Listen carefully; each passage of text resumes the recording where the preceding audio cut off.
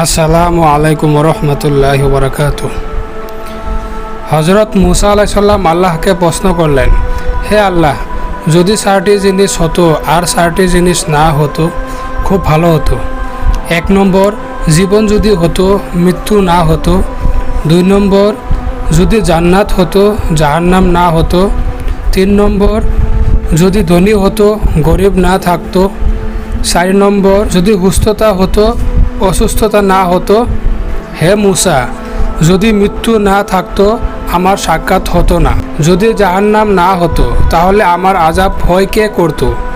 যদি গরিব না থাকতো বান্দা আমার শুকরিয়া আদায় করতো না। খাদির সুস্থতা না থাকতো বান্দা আমার স্মরণ করতো না। আল্লাহু আকবার। আল্লাহ তাআলা সব কিছুই পরিপূর্ণভাবে তৈরি করেছেন।